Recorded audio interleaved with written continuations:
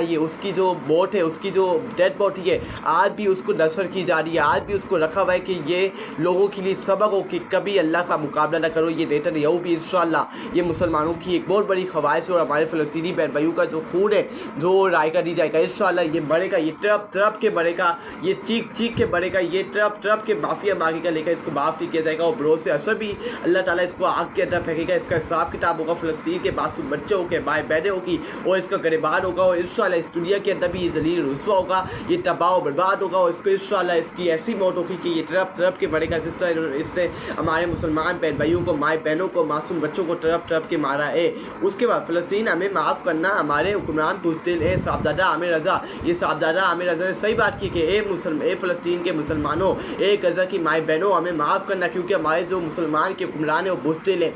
आपको मैंने एक बार इसराइल के वज़ीर आज़म की स्टोरी बताई थी कि वो क्या कही थी कि जब मैंने एक दिन मस्जिद अक्सा को आग लगाई, अगले मैं उस रात सो नहीं पाई, मैं उस रात सही तरह सो नहीं पाई।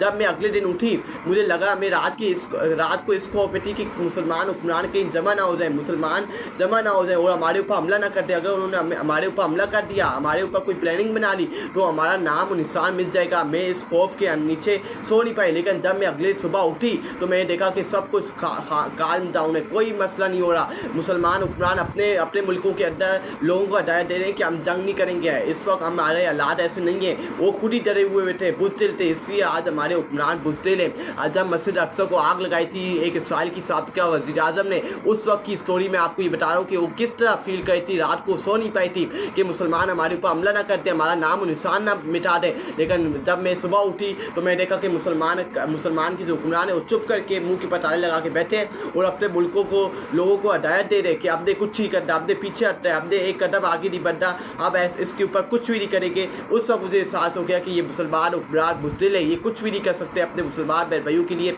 उस वक्त मैंने जश्न बनाया, अब उस वक्त वो जश्न का समय था। और यही होता है कि फ़लस्तीन और गज़ा के मुसलमानों से हमारा यही मुतालबा है कि हमें माफ़ कर देना, क्योंकि जो हमारे हुक्मरान है 57 मुस्लिम ममालिक के हुक्मरान है वो बुज़दिल है, वो कुछ भी नहीं कर पा रहे, वो डरपोक है, वो डर है। इनके अंदर हिम्मत जरूर जज्बा नहीं है जिस तरह नबी करीम सल्लल्लाहु अलैहि वसल्लम के अंदर हिम्मत जरूर जज्बा था, जिस तरह हज़रत इमाम हुसैन रज़ी अल्लाह तआला के अंदर, जिस तरह हज़रत इमाम हसन रज़ी अल्लाह तआला के अंदर, जिस तरह हज़रत अली के अंदर, जिस तरह हज़रत उमर रज़ी अल्लाह तआला के अंदर, जिस तरह हज़रत अबू बकर रज़ी अल्लाह तआला के अंदर हिम्मत जज्बा जरूर था। अपने मुसलमान बहन भाइयों को अकेला नहीं छोड़ते थे, जुल्म जबर के सामने झुकते नहीं थे। इसी तरह आज मुस्लिम ममालिक इनके अंदर हिम्मत जरूर जज्बा नहीं है। ये इन्होंने अपने मुसलमान बहन भाइयों का सौदा कर लिया और आने वाले वक्तों में आपको ये पता चलेगा कि इन्होंने इसराइल को इतना प्रोड्यूस किया, इसराइल को इतना कुछ दिया अपने मुसलमान बहन भाइयों के खिलाफ ये बमबारी करने के लिए, मिसाइल के लाने के लिए इन्होंने ऑयल से ऑयल दिया, इनको सारी सप्लाई दी मुसलमान मुल्कों ने, मुसलमान के हुक्मरानों ने। इन्होंने मुसलमान बहन भाइयों का, फ़लस्तीन गज़ा के मुसलमान बहन भाइयों का सौदा कर लिया है। इसलिए मैं मुतालबा करता हूँ इंशाअल्लाह ये भी तरफ तरफ के नेतन्याहू के साथ बनेंगे,